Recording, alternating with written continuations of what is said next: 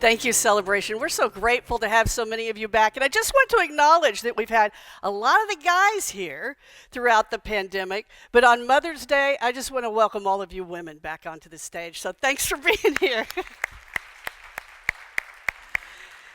And welcome to Unity Church of the Hills. We are happy you are here, whether you're in the sanctuary, on the pavilion, or online. Happy Mother's Day. Happy Mother's Day. So call your mother, but after the service, if you haven't already. If you're joining us for the first time, welcome. Unity is a positive path for spiritual living that honors all paths to God, and that means yours. Your unique situation, your unique path to God. We welcome you. We welcome your path. And if you're interested in learning more, just type the word connect in the comments on either Facebook or YouTube, and an ambassador will reach out. If you're in the sanctuary, just reach out to any of us who have been here a while, and we will lovingly share with you how much the Unity movement in this church means to us. We have several praying chaplains holding space for us today, and they would be honored to support you in affirmative prayer. For those of you who are watching from home, there's a number on your screen you can call. Leave a message and a chaplain will call back following the service, and there are also chaplains serving here in the sanctuary that would be happy to pray with us in person. If you're a chaplain here willing to pray today, just give us Tim. Yeah, Tim, Lou, Cliff. We've got, okay, fantastic. Our children represent our future, and our job is to call forth their greatness. So we're going to take a moment now to bless them. So we bless them, we appreciate them, we honor the Christ in them. We take a moment and spread that love to them and to all the children all around the globe. And so now let's join in affirming our vision statement together. In a moment, it will, it's not a moment, it's there now. There it is. So let's affirm it together. We are an ever-expanding community of love and acceptance where lives are transformed. All right.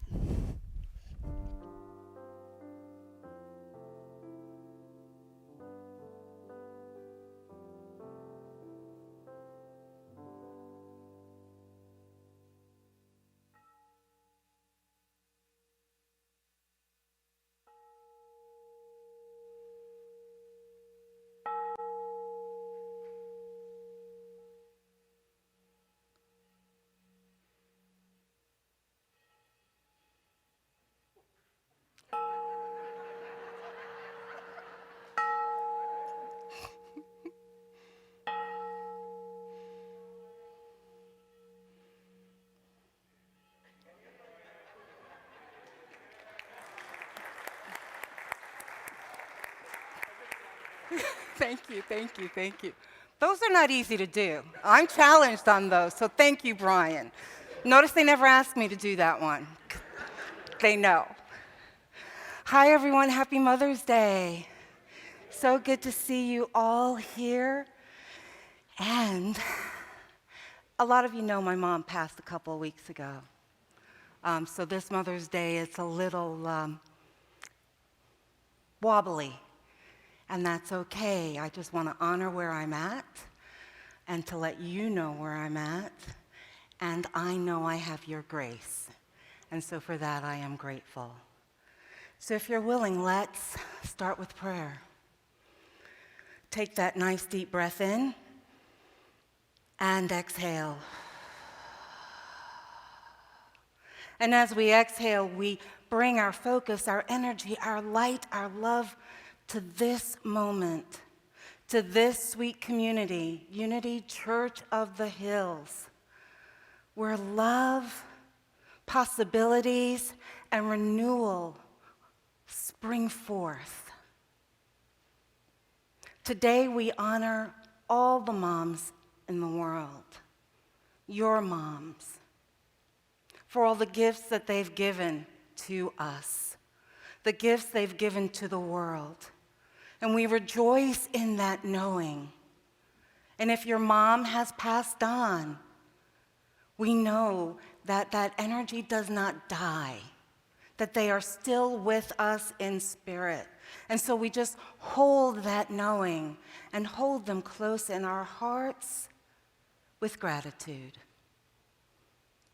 as we say, thank you, Mom. Thank you, Mom.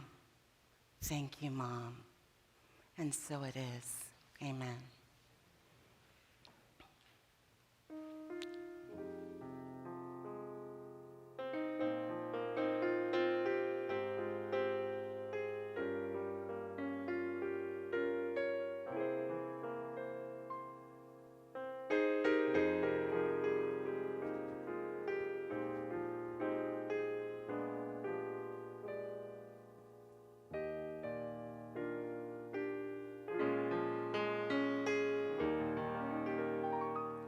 It's a new season.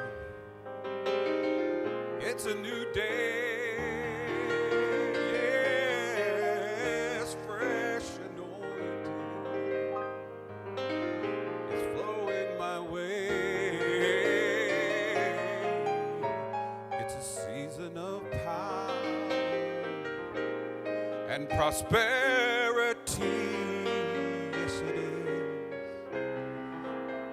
It's a new season, and it's coming to me. It's a new season. It's a new day. Fresh anointing is flowing my way. It's a season of power and prosperity. It's a new season coming to me. It's a new season. It's a new day. Fresh anointing is flowing my way. It's a season of power and prosperity. It's a new season. It's a new season. It's a new season. It's a new season. All painful thoughts are gone, no longer can they bother me. 'Cause the creator of the universe will comfort me. And as stress wherever your children's children will be free. It's a new season. If you don't know by now, you need to know this you believe. That you're counseling your children are in victory. It's all available to you right now. Just take to see it's a new season. It's a new season. It's a new day. Fresh anointing is flowing my way. It's a season of power and prosperity. It's a new season. It's a new season. It's a new season. It's a new season.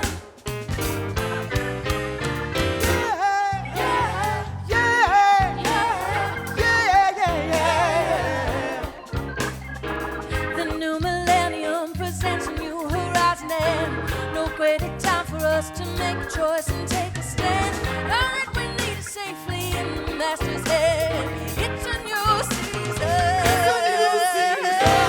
All that was stolen is returned to you 100-fold. Tried in the fire, they ain't coming out. Cling to his hand, yes, every promise take hold. 'Cause it's a new season. It's a new season. It's a new day. Fresh anointing is flowing my way. It's a season of power and prosperity. It's a new season coming to me.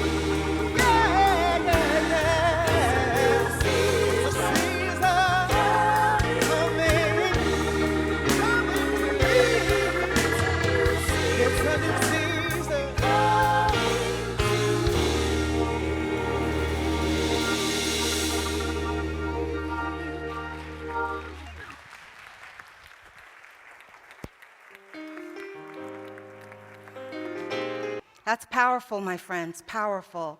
Thank you. Thank you for the soloists. Stand up just for a minute, soloists, because you rocked that. That's what I'm saying.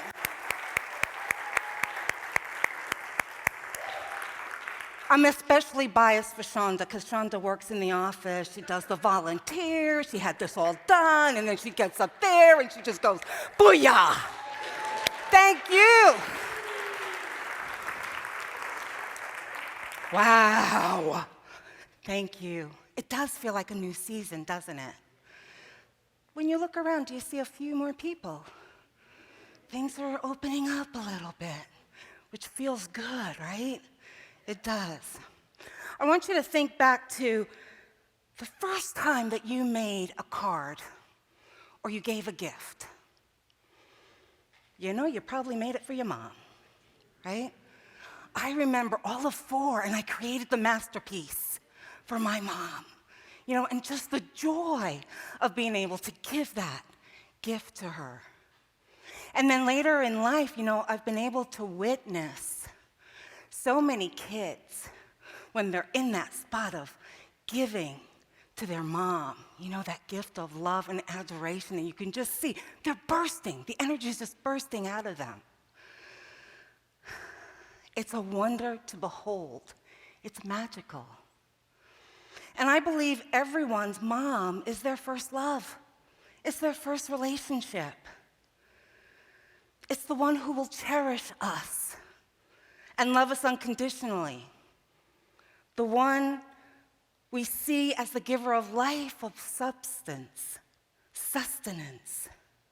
She'll nurture us, she'll care for us, she'll lift us to greatness.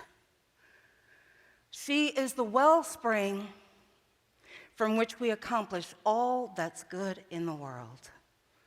And this is why every Mother's Day there's such an overflowing of blessings to Mom, right? The giver of life.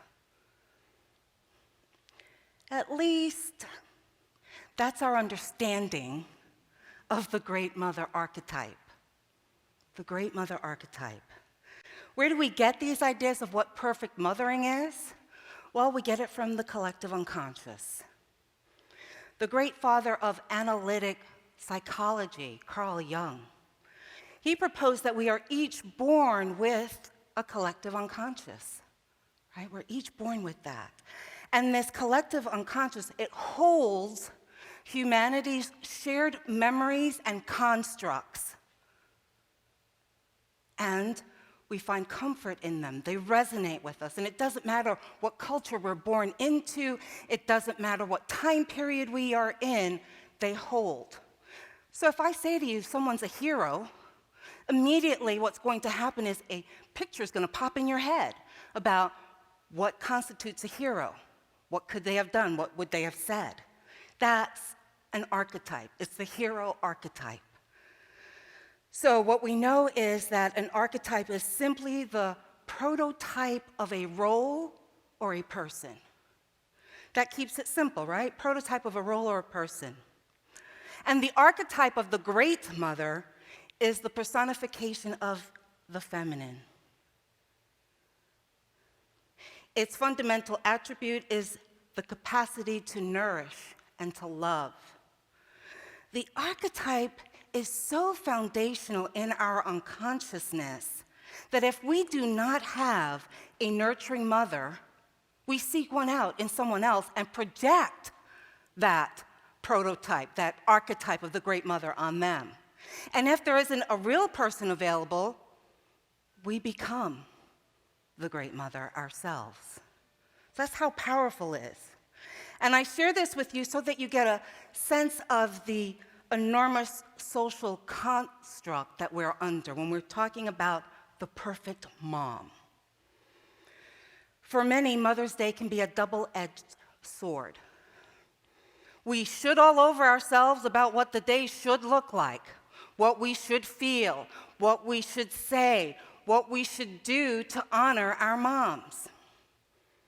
And if we happen to be mothers, well, we've got expectations, don't we? We have expectations of how we should be honored as mothers. What our kids should do. Maybe even fly across country during a pandemic so that they can honor us. Just saying, maybe. Or maybe they have a should about what church service for Mothering Sunday looks like and what the preacher should be talking about. Good luck with that one, right? So here's the thing. Peg Streep is an author, and she's written a book entitled Mean Mothers, in which she calls for a reality check of our understanding of motherhood. She writes this: "Not all mothers love unconditionally or otherwise.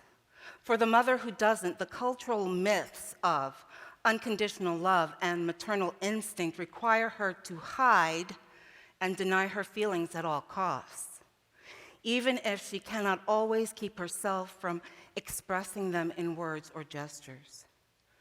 There's no room in the mother myth for the mother who resents all the attention that her infant or toddler needs, or who chafes at the necessary loss of freedom and self-focus the transition into motherhood usually entails."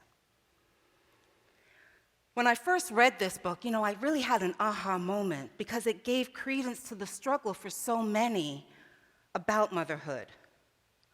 What's interesting is that there is this unwritten rule not to say anything negative about mothers or mothering. In our collective unconscious, it's taboo and it goes against the archetype of the great mother. The concept of the great mother even permeates religious dogma. Let's talk about the Virgin Mary, untouched, gives birth to the Christ of the world. What about the Ten Commandments? There's one in there that says, honor thy mother and thy father, right?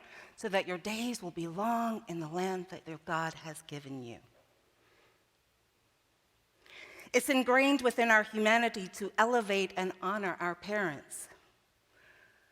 But what happens if some of us have not had the great mother? I know it's a shocker. It's possible. In our human psyche, we unconsciously keep trying over and over to redo or undo our childhood in the hopes of finally experiencing the great mother. It can look like this.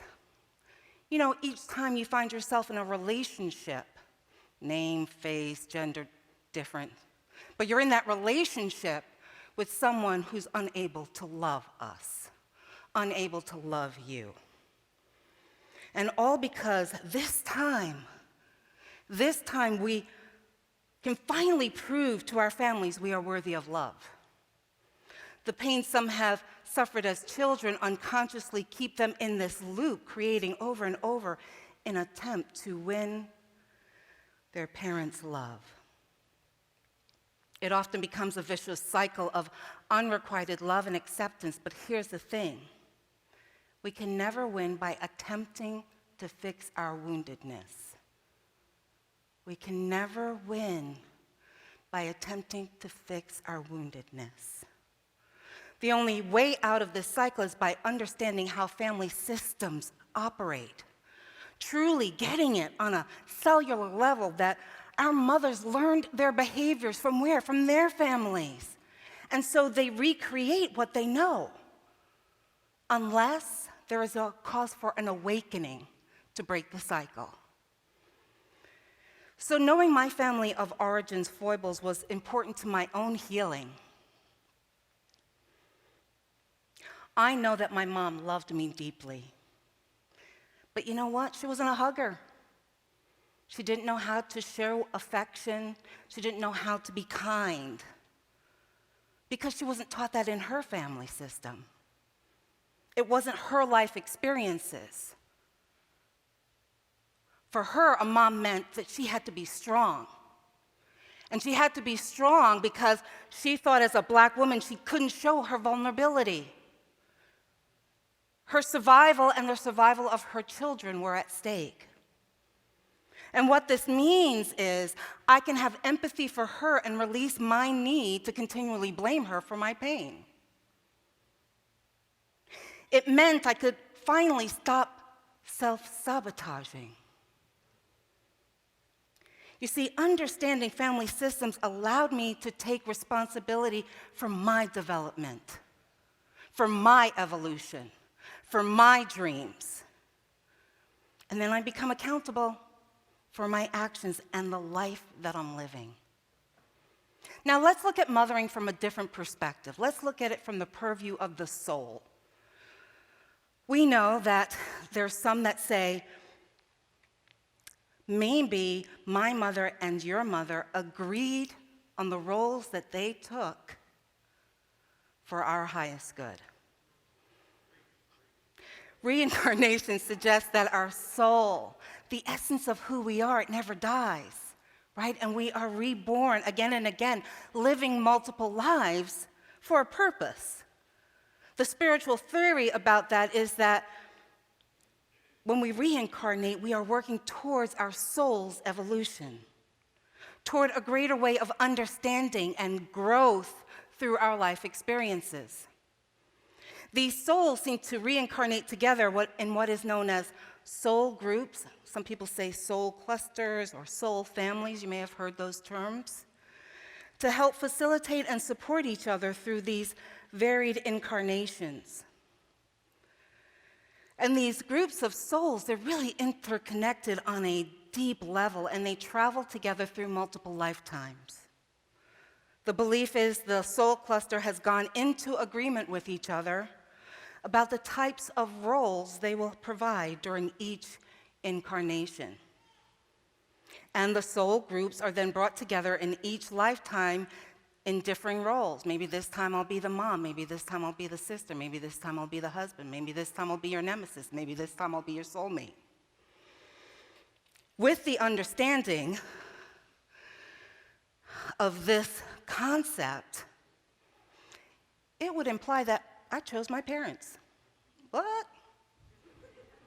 And perhaps you chose yours as well, to help learn what we needed to grow, to experience, to gain wisdom as evolving divine consciousness. And I have to say that when I first heard about this, probably about 20 years ago, it was a game changer for me. Before this realization, I was really stuck in that blaming paradigm of blaming the parents for not being the parents I thought I needed.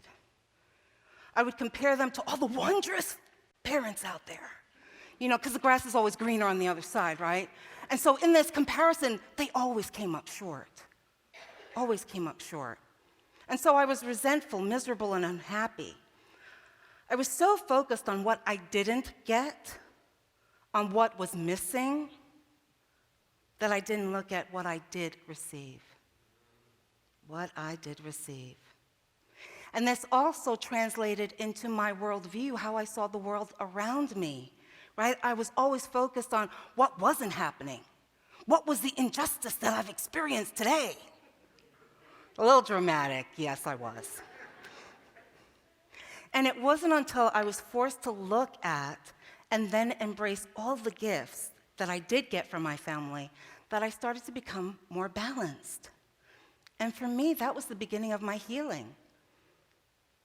You see, finding the gifts and feeling the gratitude for those gifts is how we start to become whole again. So the question starts with, what good things did you get in your childhood? What good things did you get in your childhood? What good things did you get in your childhood? Now, the first time that my therapist asked me that question, I was like, have you not been paying attention all this time in therapy? Did you miss it? And I said to her, nothing. I got nothing. I was so angry. I was so angry at the world around me, right? I couldn't find one aspect that was a gift. And it did take me a while. And the first realization was that I realized they taught me to navigate the world with poise and with class. Huge gift.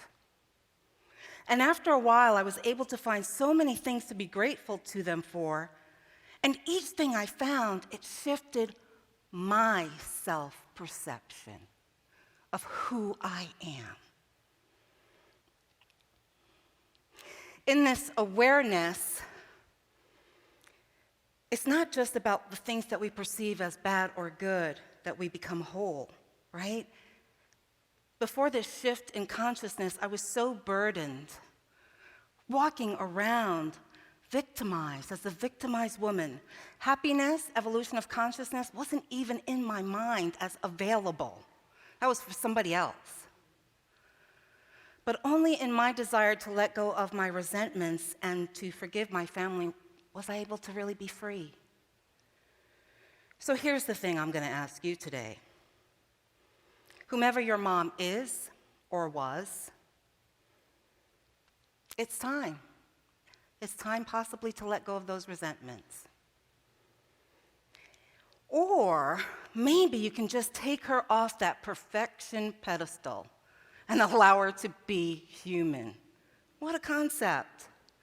You see, whatever she did or did not do, whether she was a saint or a sinner, her behaviors are her own to make peace with.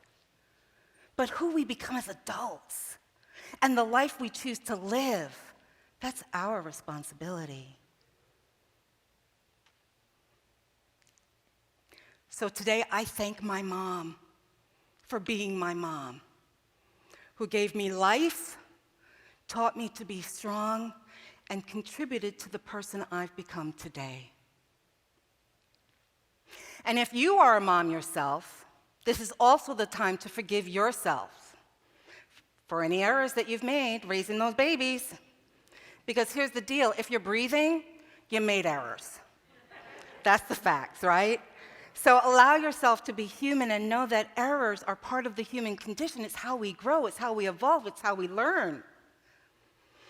And if you chose, or circumstances chose for you not to be a mom, celebrate all the ways that you get to nurture yourself, to heal, and to nurture others.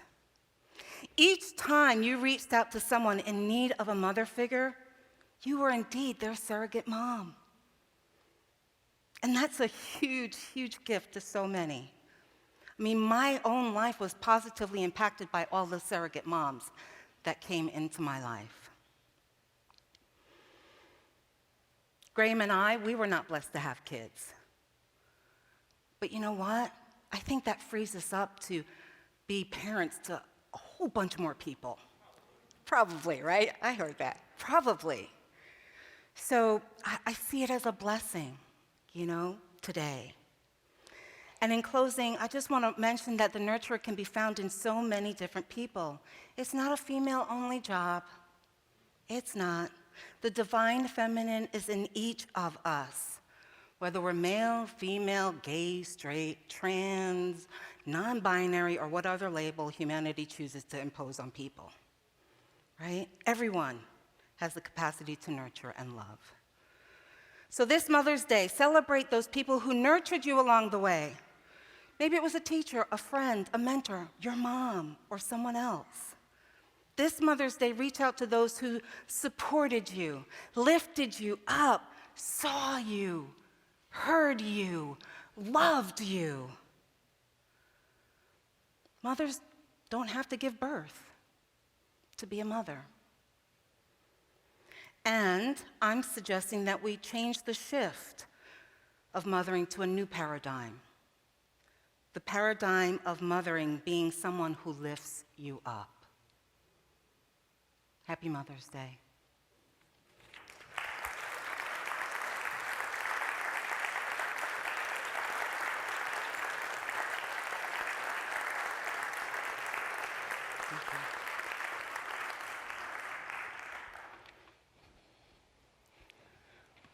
Let's meditate.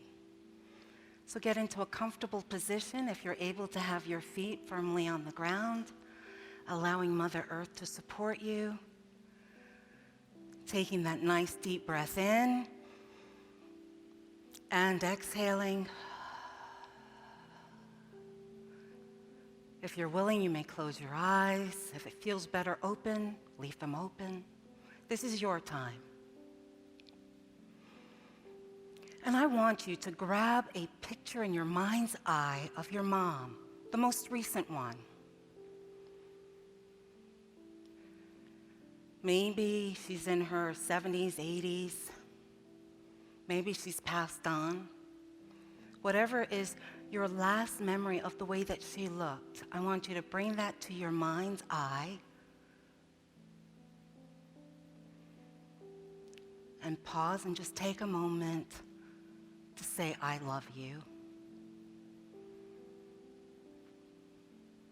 And then I want you to go back in time. See your mom maybe 20 years younger. What was she like then? I want you to move back in time again. Maybe she's in her 40s, feeling powerful. Moving back in time again to her 20s. And maybe you'll need some picture references for that. Pictures of her when she was a teen, a child, a toddler, a baby.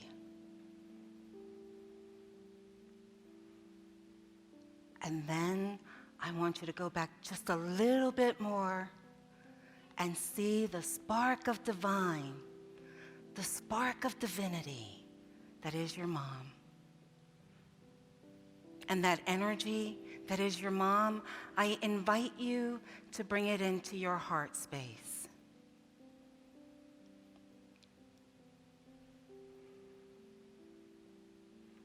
And be with that spark. Be with her in her true essence of who and what she is, of God. And allow your heart to fill up with love overflowing for her.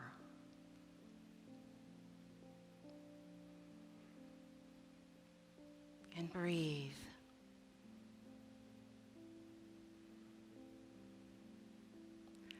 Take a moment of thanksgiving for the gifts that she gave.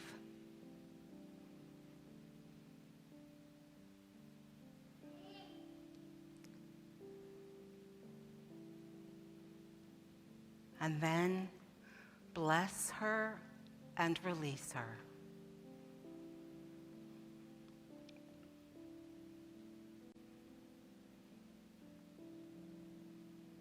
And after she's released, I want you to allow that overflowing energy of love to flow through you. Love you. See you. Support you. You have it all right there, right inside of you. And take a moment of thanksgiving for yourself, for all that you have done, for all the gifts that you gave to you.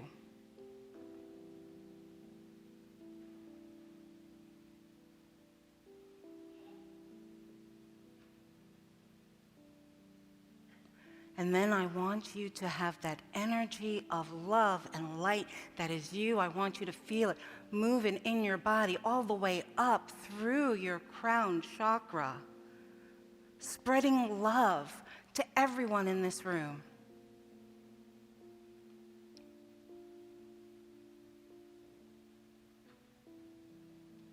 And watching that energy now push out of this building because it is too big to hold,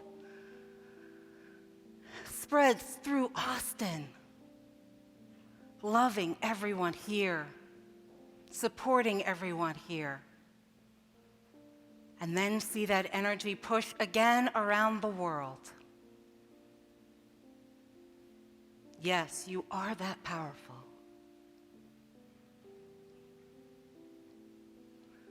Now take a nice deep breath in and exhale. Feel your feet on the ground. Feel the pew supporting you. You may open your eyes, stretch out if you need to. Namaste.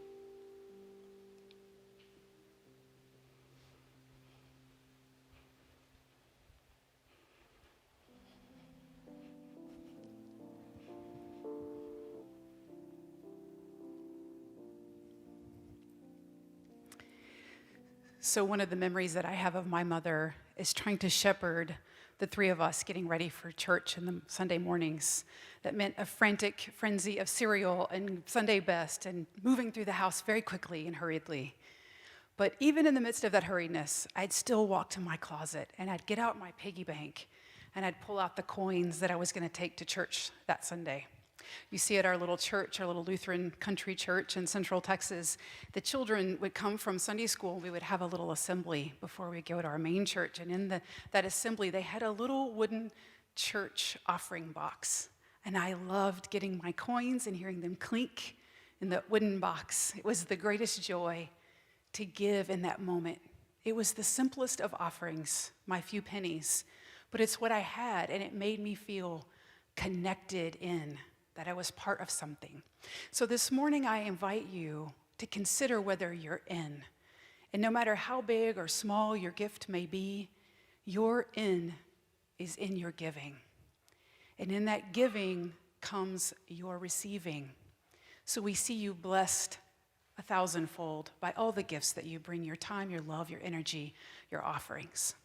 So this morning, we don't have a little wooden box here for you to put your offering in, but if you're here in the sanctuary, we do have a station in the back.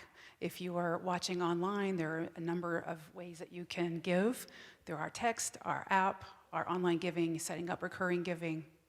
And I invite you now to take those blessings and those offerings and say with me our offering prayer. Divine love through me blesses and multiplies all that I am, all that I have, all that I circulate, and I am grateful. Thank you.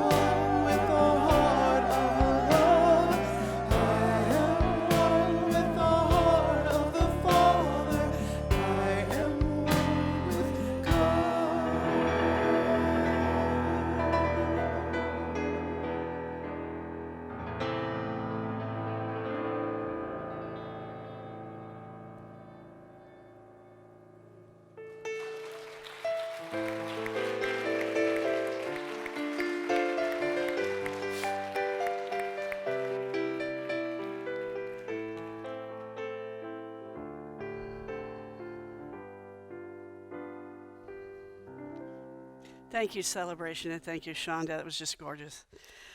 Yeah, please. So don't forget that Cliff and Lou Goodwin Mark are leading a How to Mastermind session today via Zoom at 1 o'clock. I just want to say a little bit about masterminding for you. I have masterminded for more years than I care to admit with the best mother around, right there, Ellen Fannin.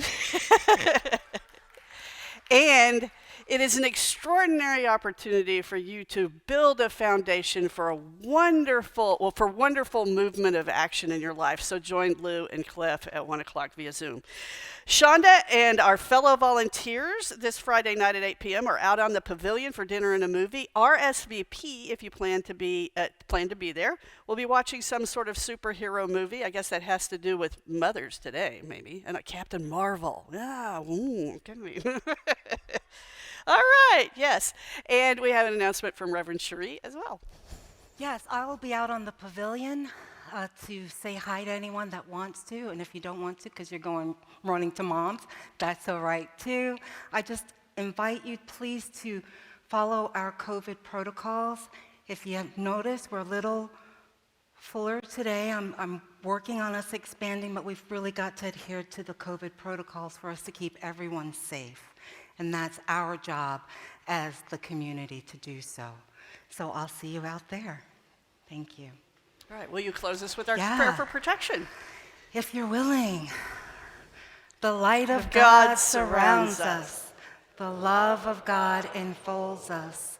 The power of God protects us. The presence of God watches over us. Wherever we are, God is, and all is well. See you next week.